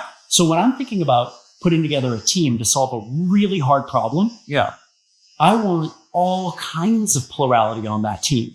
Yeah. And that might mean both the plurality of identities we can see from the outside and a hot mix of plurality, of thinking that you cannot see from the outside. I mean, to me, I feel like so many great achievements have only come together because of that mix. Absolutely. Again, knee-jerk thought is the movie Oppenheimer. Mm-hmm. Now, when I say the diversity, we're talking about diversity of concentrated focus of expertise. Yes. Which is what in my world, this is called diversity of domain expertise. And like, we would not have been able to, regardless if people agree what we did with it is good or bad. I'm not here to argue that. The creation of that was because we had different strengths of viewpoint. Somebody's building that part. That's not going to work because we have this and you have. That's right. It was a great way of doing, checking each other's work. So I love that you brought up Oppenheimer. I won't talk about the bomb specifically, but actually scientific innovation, because this is where the receipts are for everything I'm saying. Cool. So let's dig in here. You can actually, there's 30 to 40 years of industrial organizational research studies that look at the performance of teams and the complexity of those teams. All right. And when I try to bring clarity of language to these issues, I'm always searching for words that get us out of the noise and into the signal, right? And so when you look at a cross-functional team that's been brought together to solve a really hard problem, those teams are often very complex. And the Oppenheimer team is an example of this. You needed radically different domain expertise on the team to create a thing that had never existed before. Yeah. So scientists have been looking at teams with really, really complex structures for a long time. And one of the things they notice is that if the leader of the team is not able to manage the differences on the team successfully, the complex team underperforms against the homogeneous team. Interesting. Homogeneous teams have a lower management burden. This is the business speak. Because when everybody's the same, you can be a basic ass leader and get everybody to go in one direction. Well, this comes into like homogenous countries as well. This is the reason why you have this is why the project of a liberal multicultural democracy, liberal meaning enlightenment based, is actually really fucking hard. And again, the term liberal, like I've always described the term liberal as a short form for my life is like liberty. Yeah. So that's right. I'm using liberal in the political theory sense, not the party sense. Exactly. And I'm using it as an ideology of like, it's just short for liberty. Like the idea of like liberal would be like, I would call it slang for liberty. Like, oh yeah, I'm all about liberty. Wouldn't it like unfettered liberty, like complete freedom to the point where it's almost anarchist. So we're using even the word liberal just had several different meanings. Does it mean the Democratic Party? Does it mean the project of the rational enlightenment, which I'm using for? Does it mean unfettered liberty the way you're using it? And it's a great example of like why we have Same word. So many definitions. And why real hard problems are probably solved by sitting down with each other and talking at length and not 140 character hot take missives, right? Pieces. Yes. See, this is why I think long form podcasting has become so popular. Yeah, this is the longest haircut I've ever had, and I am loving it. By the way, in the salon, this would have taken 45 minutes. I'm not even done. But I would have been and we would have had a very small section, and probably over the course of like 5 haircuts, we would have gone into everything we did. Yeah. I'm moving at a very slow pace. That's right. No, this is fun. Like, how many times do people actually just get to sit down and talk and show nothing for it? Like you and I, we had dinner. Yeah. And you know what we showed for? A bill. Yeah. That's right. We showed up for a bill. We had to figure out who ordered what. We had to split it. And that's all we showed for it. Yeah. This Sam was like, I'm getting my fix of cutting hair, which I love to do. You're getting a haircut to look great for South by the way. I think the top's actually really good length. Yeah, I wouldn't go any short. No. Because I'm not going to be able to build it up if it's too much. Yeah. Well, I actually put a lot of little short pieces in there. I saw that. So then it will give you the volume. Great. And then I'm just going to go through and just take these guys down just a little bit more. Perfect. Funny enough, my charger, my clippers, I realized there's a base you put them on. And sometimes the cable that goes into the base isn't always attached. Yep. And so that was my learn is always make sure when you charge them the night before you're filming or doing anything, that part is. Yes. I realized yesterday I had something plugged in. I picked them up. I'm like, man, they aren't charging. I realized it was like 8 inches away. Yeah. The base from the plug. But yeah, this is getting close. Yeah. Well, but let me just finish that thought, Absolutely. right? And this is the stuff that like gets completely lost in the kind of conflagration we're in right now, is that we have so many examples of how all kinds of difference can actually result in these inflection points of innovation, productivity, breakthrough science. And we also know, though, that when you load up a team with differences, that the leader has to be masterful. Because if you have a bunch of differences, people aren't speaking the same language, right? They're not able to operate off of the shorthand of similarity. Yeah. So in the world of work I live in, which is like often high-tech global companies, we have, in the last 5 years, teams have gotten larger, more cross-functional, more globally distributed, and also more generationally diverse. So it's very common now to have a team that's mission critical for innovation. Like it is a team literally tagged to like create the new thing. Yeah. And there are all 4 generations on this team: Gen Z, Millennial, Gen X, and Boomer. What are you? Gen X. You're Gen X. Yeah. Because you were born in the 70s. Yeah. I'm born in 82, so I'm millennial. Yeah. And look, I think they say like between 80, like there's a weird crossover. 78 to 82 is considered cusp. And that's because we sort of are in that blended area. And that's why generational research, there's a lot more blurred lines than people would want to admit. But I absolutely completely, the more I read about the blurred lines of these generations, I'm like, I relate to like 50% of me relates to X, and the other part millennial. Yeah. And then the ones that are hardcore, 100% millennial, I only relate to them like, I think like 30% of the time. Yeah. Like, I don't get this. It's because, history doesn't flip on a switch, right? So it takes time. No. It takes time for the structural and material conditions to change from the 70s to the 80s, right? Yeah, totally. But derailer. You are. But so when you look at an innovation team in a global high-tech company, and if you've got 4 generations on the team, and you've got people from 15 countries on one team, this literally happens now. Yeah. You've got multiple domain expertises. You've got engineers, marketers, product managers, human resources people, like literally so many different domain expertises, right? Ways of thinking and doing. Yeah. And you also have people who now are working on site. Some people are hybrid and some people are remote. Yeah. All of these are forms of diversity that have nothing to do with your immutable identities, right? They're not your race, they're not your gender, they're not your ability, they're not your sexual orientation. You can also add in race, gender, and sexual orientation onto this team and think about the leader of this team. There's a vice president that's being held accountable to producing a new piece of technology that has never existed before.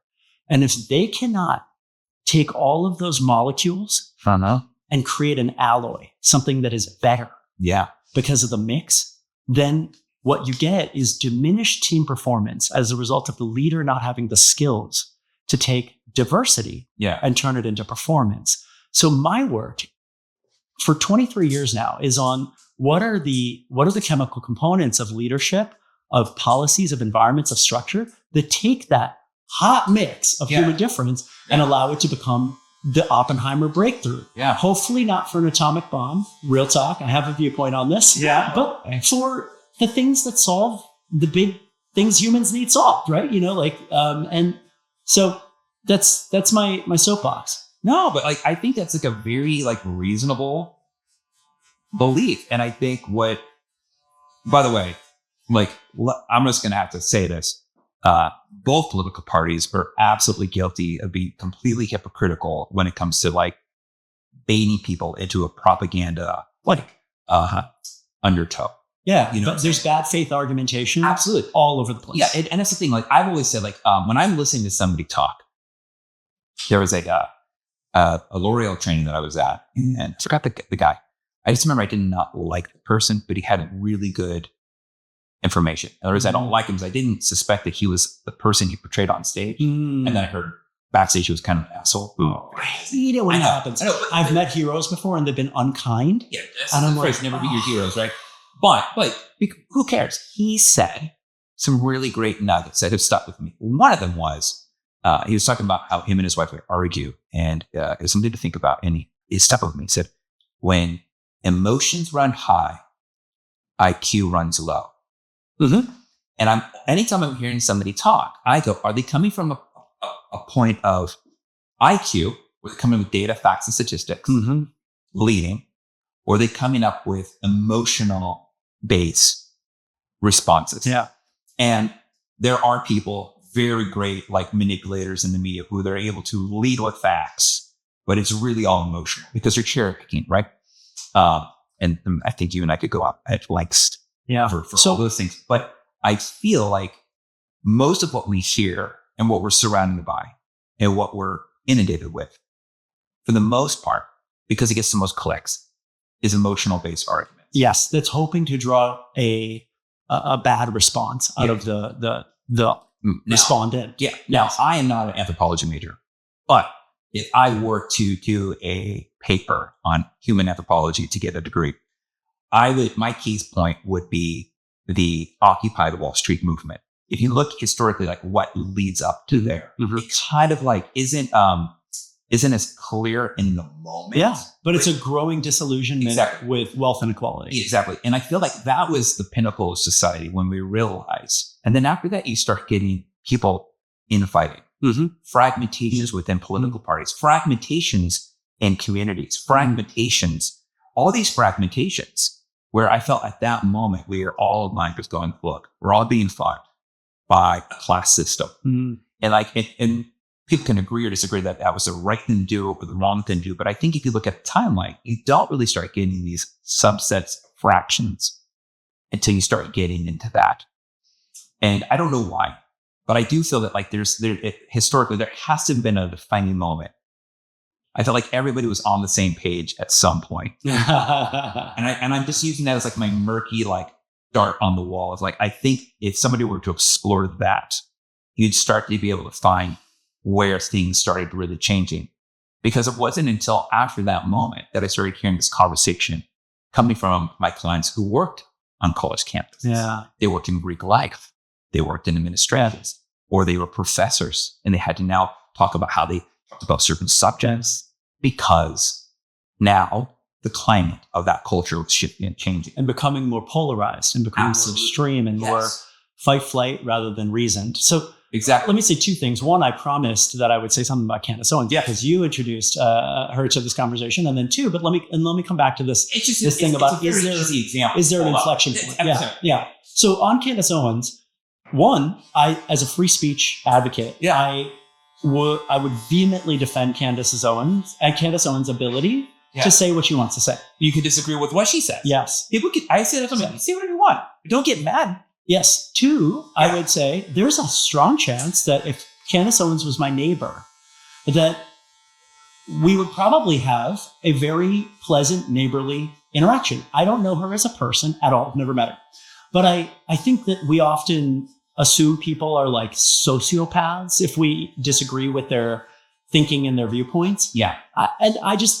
There's probably people who are actually wonderful neighbors and we vehemently disagree with their viewpoint. And for clarity, I vehemently disagree with Candace Owens' viewpoint. But the third thing is, I think Candace Owens does a lot of bad faith argumentation. There's a lot of behavior I see from Candace Owens online that is extremely bad faith. She is a master of the straw man, of cherry picking really outlier examples and then saying, this is the whole thing. And it's like, no, that's an outlier example. It's not the whole thing. The second thing is she's been a key signal booster of the misinformation campaign. The Robbie Starbuck, Chris Rufo, Stephen Miller, trifecta. And she really came up in that Milo Yiannopoulos moment of working to what I think. I don't know what that is. Oh, so I'm telling you, like, I'm not that in the weeds. I like literally like. Yeah. So one of the outcomes of Occupy Wall Street and the bonfire, metaphorical bonfire on college campuses was the rise of shock speakers from the right who made their living and their money off of going onto college campuses and provoking 18, 19, 20-year-olds to lose their minds on camera. And then taking the clips of these meltdowns and creating unbelievable clickbait media out of it, and then allowing that to extrapolate into a whole set of conclusions that are founded on really noisy signal, right? Yeah, I remember seeing, not particularly those on the right, but I remember watching the videos of Richard Dawkins. Yeah. And he did a version of this. He did a and version. I thought it was really interesting how he would answer these questions. And he would bait the audience into like fighting with him. And that's not my thing. No, but I have a lucky relationship for Richard. As do many. Yeah, because I'm like, I appreciate his knowledge, but maybe how the message gets across is not always the most diplomatic, if you will. I'm not sure it's productive. And so for me, the message and the delivery of the message are very important. And, I actually think that if you have wonderful things to say, but you say them in a way that hurts our democratic pluralism, then it's pretty counterproductive. So on Candace Owens, or just to complete that thought about Milo, Candace Owens kind of came up by riding the slipstream that this shock speaker named Milo Yiannopoulos created in 2014, 15, 16 of going to college campuses, being as unbelievably provocative and just invective as possible, and then capturing these media meltdown moments. And Candace kind of got her come up in that moment. Mm-hmm. And there's a lot of bad faith behavior tied to that. Yeah. And so just to be clear, there is bad faith behavior by all kinds of actors. It's not limited only to the right. But since you did bring up Candace Owens, I do want to say, I would defend her right to speak. And I think she uses her voice in ways that do not help our multicultural democracy. So you're saying it doesn't move the conversation forward? Yeah. Yeah. I think she's amplifying this race to the bottom of how dare you, fuck you, you're a bad person, you're a sociopath, you know what I mean? And it's the same thing can be like Joy Behar when she's on The View and all that. Like they make these claims. You're like, dude, not everyone is this way. Right. And right. It's like scaled straw man stuff. And before we started filming, you and I were both saying how I think you and I both live in a world of nuance. We talked about like not everything is this or that. Right. With math, until you start getting to mathematical mathematician stuff, 1 + 1 is still 2. Right. There are some absolutes in life. And I think that in some of these particular conversations, they're redefining what the absolute should be. Yeah. Which really is a difficult time to provide the context for the larger picture of stuff. Yeah. But I was just curious about, I was just coming with the most, what was I looking for? The most easy grab of somebody who is very polarizing because of their ideas, but based off of the, as we talk about the immutable physical traits, right? Yeah. Like that's just the way I look at it, But probably, just to sort of real time edit my own language, immutable traits probably isn't even the right word, but the kind of the list, right? Race, gender, sexual orientation, cognitive ability, physical ability, those kinds of things. These are often protected classes. Is an area of focus because those are the areas where, if you look at the 20th century in terms of history, there was a massive investment in keeping people from being able to access life, liberty, and the pursuit of happiness based on those factors. Yeah. I don't really like to interject my own personal beliefs into these podcasts. I try to stay as Switzerland as possible. I think most people have, say I have no beliefs in anything would be absolutely dumbest the planet. Right. But I am somebody who's always open to being wrong. And I know this because I'm a married man. Real talk, man. Real talk. I know I'm not right 100% of the time. So I'm completely okay with going, all right, where was I wrong? Right. And then most of the time, it's always, and you can correct me if I'm wrong, I think a lot of it goes back to miscommunication. Yeah, that's right. That's why I brought up this notion of misinformation campaign. When we can make it so that you and me can't even have a coherent discussion tab, it's real useful depending on what your agenda is, Yeah, and the thing is, it's I know that my friends, we don't see eye to eye on everything. That's right. Like our mutual friend. Yeah. We don't see eye to eye on lots of stuff. And I don't see 100% on him either. Right. But we know what the cool thing is? We have enough respect for the other person to have those ideas because that's what creates plurality. Yeah, that's right. That's right. I was going to say one thing you were talking about, and this is just, like something I'm really interested in. Go for it. When you're talking about God, it feels kind of different, right? Late 90s, did some switch flip? Are we in just like an unprecedented time of division and polarization? And for me, my undergraduate degree is in U.S. history, and my master's is in 20th century history, and my doctorate's in education, right? In how adults learn. So wait, I get to put PhD on your title of this episode? You can. If I'm going to. As I had a client who was a doctor, he goes, I go, sir, he goes, I didn't go to all those years of school to be called sir. Yo. And I thought that was so funny. It was great. And I was like, all right, doctor. He goes, I'll let it slide. Oh my gosh. No, that's so funny to me. I definitely don't lead with the doctor, but you're happy to throw it on there. So Tab, there's a podcast called, oh my gosh, I'm going to totally script the name of the podcast. The Rest is History. It's literally the most popular history pod in the world. The Rest is History. Yeah, we can fix it in the show. I'm a huge fan of history. Okay. It's one of my favorite subjects, history and geography. I believe it's called The Rest is History. It's two English guys, one older, one younger, brilliant historians, brilliant researchers. And sometime in the recent past, they did a 5-part episode on the year 1968 in America. So it's literally like 5, 6, 7 hours just on 1968. And I would urge everybody who is thinking about are we in the upside down? What the heck is going on right now?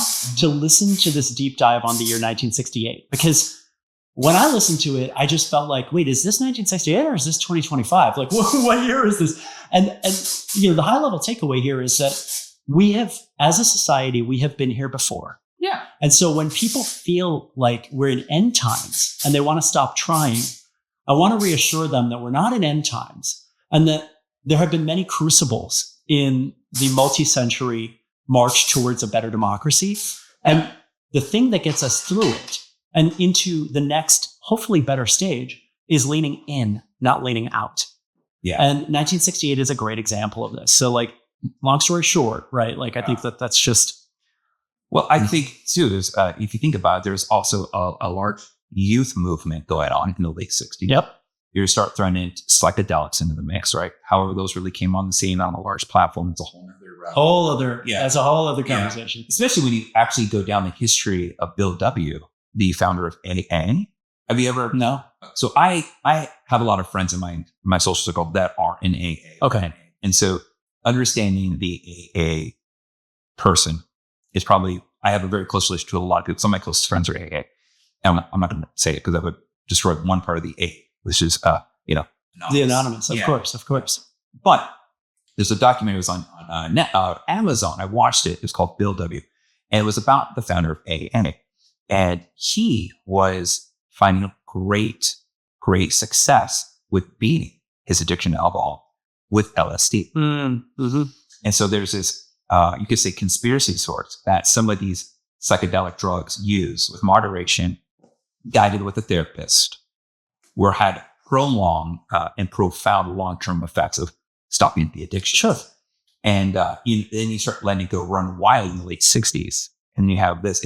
And I think it's interesting because you said 2025 and 1968. I feel like there aren't a lot of common things. I mean, psychedelics are now in the news again, but they're talked about them in a very different light. They're not talking about them. It's like, this is what's destroying the youth of America. It's like, we actually might be able to actually solve a lot of these mental health issues and mental health disease, however you want to quantify that mental health sector, right? With doing some of these things. Yeah. And, I find those conversations really fascinating. That's why I had a therapist on who treats people with ketamine. Oh, sure. California, in Texas to do it. Yeah. And ketamine is probably low on the totem pole of psychedelics, considering the severity of the other ones, or I should say not severity, the intensity. Mm-hmm. But it was really interesting to hear how those things get held. And so I don't know what I'm doing.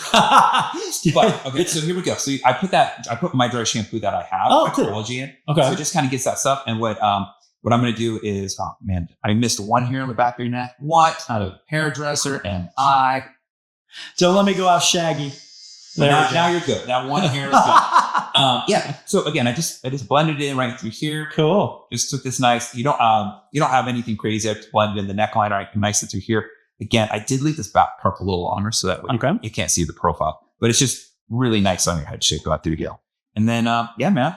Do you have like, and so this, I'm going to get back to the haircut side of the show. Absolutely. Do you have like a grippy putty of some kind that I can use a little bit of right now? Absolutely. My question is, do you want something a little softer and has a little bit more shine, or something a little stronger and more matte? Stronger and more matte. Okay, cool. That's what I need to know. Here you go. This man knows his stuff. Do you want me to do it? Or you okay if I do it? I don't care. It's your hair, man. I do this all the time. Do you know that in the salon, I would tell people to blow dry their own bangs? And they'd be like, why? I'm like, because when I'm making, like, if they have curly hair like mine and they want a full fringe, just like straight across, right? Like, like the chick, like Uma Thurman in Pulp Fiction. Oh, yeah. And they have really curly hair. I'm going to get their curls so straight and so unnaturally straight that when they do their hair, it's never going to be that straight again. So I would hand on the brush, I'd hand on the blow dryer, and I'd be like, please, blow dry your hair. Right. And they go, why? Because I'm going to cut how you can style your hair. I love that. Yeah, because how somebody actually does their hair is so idiosyncratic to them, right? And like right now, like I'm seeing little pieces I want to go through and like fade up just because I saw how you moved your hair. I tend to see there's a little bit of a heavy ridge, and this is because you have a little bit more natural light hair coming into the sides. Yep. So it's making this part look a little darker. Folks, when he says light hair, he means gray hair. It's a sparkle. During Christmas time, I call it the tinsel. Oh, my kids keep telling me I got more and more tinsel on the tree. So yeah. You're the tree. That's what they're referring to. Mm-hmm. But yeah, so it's like these, like it's like those little bits. I'm like, just sugar. But Vijay, I just want to say thanks for like coming over and talking. And so, what's your talk at South by going to be about? So how long do you get? Tomorrow, I'm actually doing a couple of different things with the Irish government. I have a advisory role with the venture capital arm of the Irish government. So there's the Irish government has essentially a VC organization called Enterprise Ireland, which the mission is to support and grow Irish businesses. And I advise HR startups in Ireland through that HR advisory role I have with them. Are those guys here in Austin right now? So the Irish government has a mobilization during South by Southwest called Ireland House. And tomorrow morning we kick off, and I'm hopping on stage to warm up the crowd on one of the first topics of discussion for the day, which is where is the sweet spot between the rollout of AI technologies at work, the need to restore people in a time of disengagement and overwhelm through recognition, and the value of in-person experiences at a time when a lot of organizations are extremely not in person. So the opening conversation is on this very kind of special nexus of AI as the disruptor, and then recognition and in-person experience as the potential palliative, right? As the soothing balm for disruption and overwhelm caused by the adoption of a very new and very disruptive technology. So I'm hopping on stage to warm up the crowd for a panel discussion on that topic. Are you leading the panel discussion? I'm not. Actually, a brilliant Irish woman named Jerry Murphy is leading the panel. And then after the panel, the Enterprise Ireland has been so kind to buy a whole bunch of my books. And I'm going to be doing a book giveaway and book signing for the crowd. That's awesome. Because of this topic of disruption, right? And so the through line here is like, when things are heavily disrupted, leaders need better behavioral science tools to support their team to flourish. And so, that's the jam tomorrow. If you want to get your book on Amazon. Yeah, right? The Alchemy of Talent by Vijay Pendakur. That's awesome. Dr. Vijay. I have to do it. Yeah, when you're talking about disruptive books, a book that my wife introduced me to is called Chief Culture Officer. Ooh. Came out a while ago. The last guy, his name's McCracken. I remember that because it's the same last name of the singer for the Used. Okay. So I don't know the guy's first name. I know the last name's McCracken. But it was about a chief culture officer and they provide these amazing examples like Dove using normal women in McDonald's because it's relatable. Yes. People like Pepsi and Coke realizing nobody with our Coke sales are down and Pepsi sales are down. Look at us. We're not even drinking it. We're drinking all water. Like it's like recognizing these cultural shifts. Yeah. And my wife is an anthropology major. And so I think her and I have these, fun observation conversations. But I think if I were to go back and do college, I probably think anthropology would have been a thing because I'm so interested in cultures and how they behave. And I think you would always totally trying to look from the 40,000 view of, okay, like I got to take myself out of the equation. Mm-hmm. I have to look at things from a very, very far distance. So then I can understand. I think a big problem I see, and this is just my thing, and I would love to hear your response to this, is I feel everyone's too busy trying to figure something out that they're lost in the engagement of experiencing something, or they need to sit it out completely and just be a bystander and watch. I, as somebody who's learned hair cutting through, tactile movements, video, listening to people orate how they would work through a haircut. If I'm trying to predict the next movement, I'm not actually absorbing it. So I always feel that when people are trying to like learn something that they don't know about, don't try and anticipate what they're going to say. Don't try and anticipate what they're going to do, what the next thing is. Just sit back, kick back, and enjoy the show. Soak it up. Yeah. And then when you're done, when whatever it is you're observing is done, then you have the time to think about it. Get into perspective, then go, okay, now I have questions. Because the question you may have had at the beginning of something may be answered in the middle or at the very end. Yeah. So I'm a huge fan of observational learning by just sitting back and not even engaging until I see enough things where I go, now I have questions. Well, I love it. And I think that for me, especially to take it back to what we talked about today in DEI, I think what I would recommend is a healthy mix of what you just said is like to sit back, open up that curiosity, take a steel man mindset. How do I find the best of this so that I can have something to sit with that represents really strong signal fidelity?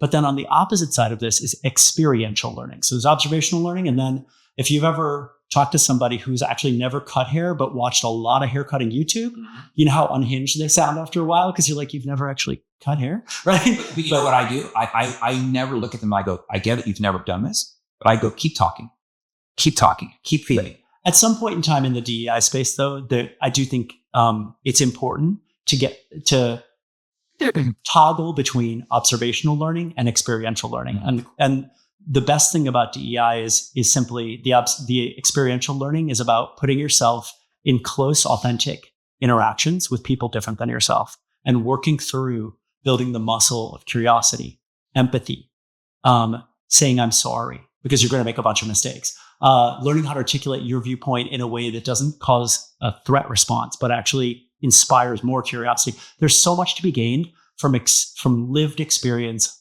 with people who are different than yourself. And that's one of the things we actually have less of. There's actually data on this, that we are all more homogeneously encamped now in America than we were 50 years ago. I believe it. And so when you talk about observational learning, I hear that and I want to, give respect to that. But I actually think in DEI specifically, we got to get out of our heads and into our hearts. And the fastest way is through touching grass, as the kids say. Get involved with other human communities and people. Yeah. And there's a good dynamic tension between. Oh, I think, completely. I mean, I think getting involved is a huge factor, a massive factor of getting involved.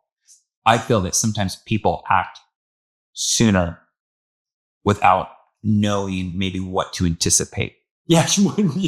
And I've done that too. Look, I'm actually going to keep styling my hair to see where this goes, because on the hair talk side of this podcast, as the water dries out, I actually get a lot more control, so that I can kind of keep building it up. I learned from nowadays, if you go to San Francisco or New York, you can go to the bathroom in fancy restaurants and then it's shared mirror and sink spaces. And so I watched, a number of years ago, I was like, all the women come out of the bathroom, the toilet area. And then when they're fixing up, washing their hands, then they zhuzh. They zhuzh the hair. And I was like, I've never been zhuzhing. So now I realize you got to zhuzh. Yeah. Look at this. Boom. There's the look. You're set. We're good. You feel good for South by? I feel awesome for South by. I have this aerodynamic haircut. I feel, primped and preened. I'm going to get suited and booted and get on stage and do the thing. I appreciate you again for coming on and talking and really providing a lot of answers. And what I think, I do feel there's a tide changing on being able to have maybe people who on the surface may disagree, but have a lot of commonality. And just recently, Gavin Newsom and Charlie Kirk on his podcast. And I don't know if we would have seen that 4 years ago. There's so much hate about it because people don't like Charlie Kirk and people don't like Gavin Newsom. And I understand why people don't like both people. That's fine. But the thing that I wanted to like bring home is you have people who, if you listen to it, which I had to listen to it because I was like, I can't believe this is happening. Right? Yeah, I didn't know about this. I'm going to go listen.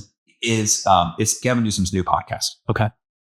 You have people who are clearly on very opposite ends. But when you hear them talk, it was civil, it was respectful.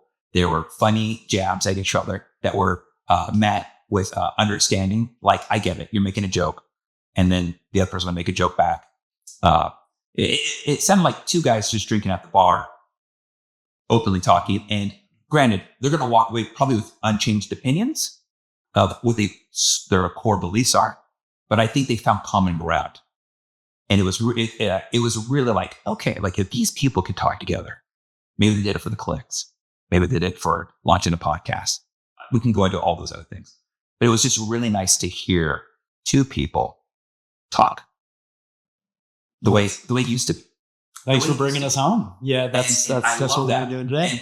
And I personally live in a space where these things have not directly affected me one way or the other. And I think most people only care about things that directly affect them. Mm-hmm.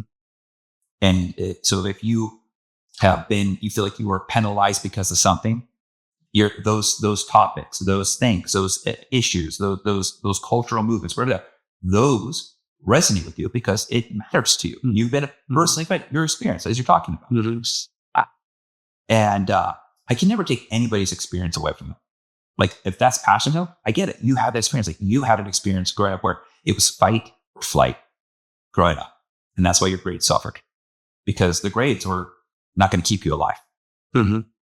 And so many people, the more we realize that we have so many different backgrounds and we have so many things that create us and that like we do have, I think we have been our best when we've pulled in the most things together. Like I like working when there's different people. When I've worked in haircutting groups and we had to design a segment of a show, what was so awesome was having all these people with varying degrees of experience, some longer, some shorter, varying degrees of approaching haircutting, right? Different socioeconomic, right?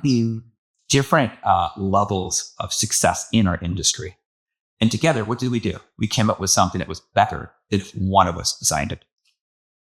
So I absolutely subscribe to the idea that like, yeah, let's bring in more people. This is where it gets fun. Mm-hmm. This is where it gets fun. I mean, food is an amazing example of connecting cultures together and getting things like there's great history to show. I believe that like what we think about al pastor is derived from Middle Eastern culture. Yeah, that's right. That's right. Or that's like there's so much cross pollination that like I think people don't realize the things that like was only able because people came together from different backgrounds in different things and they share. They go, oh, I like that. I'm actually going to take that piece with me. Yeah. And that's where I think the best parts. Like take the best parts, and if it's not serving you, we need to drop it. But the connotation of any three-letter either program, agency, is such a hot button right now. It really is. It is. Now I figured, what a better time. You needed a haircut. You're going to South by. It's in the news all the time. I mean, what better? And to be able to have somebody who knows that I'm coming from a place of, I just want to fucking know. Yeah, that's why Splitting Hairs is, I mean, I think it's a much needed forum right now. Oh, and to your point, like when you talk about experience, like if I see something going on in the world, I don't read I see the headline, such and such going on in Denmark. So what do I call it? I'm my buddy Lars. Lars, I know you don't live there, but you have family still in Denmark. What's going on? Do you know Lars Ulrich? Is this who? No. Oh, no. I was gonna be like, hold on. No. I don't know anybody who's out. I don't. I think it'd be fun to know Lars. I think it'd be more fun for me to know James because I love cigars and muscle cars, just like he does. So beautiful. Yeah. But thank you so much. Any last words? Where can I find you? Social media? What's your stuff? So LinkedIn is my primary social platform because I work on work, yes. Right? And then second, if you put my first and last name into Google, all the things. I have vijaypendakur.com is my primary digital home. And then so many other things that I write or speak on or videos I have all come up because I have a unique name. Yeah, I know. Do you have a Substack or anything like that? I don't, not yet, but maybe I'll be inspired in time to do that. I do have a newsletter that goes out probably 2 to 3 times a month on Your email list. leading teams, right? And so it's leadership made simple. And so if you lead a team, or if you're on a team and want to lead a team someday, I think that my newsletter is probably worth a sign up. And so you can find that on my website. Very easy. No, I really like your approach, your ideology behind this, with your definitions to the words that we are using in our lexicon of American language and media. I think that your definitions are very sensible. I think they're very common sense. And I think they only are promoting good things. I do believe that. Thanks, Tab. Appreciate it. So I'm glad you were the one explaining this to me. I appreciate that. Later, guys. Bye. Take care.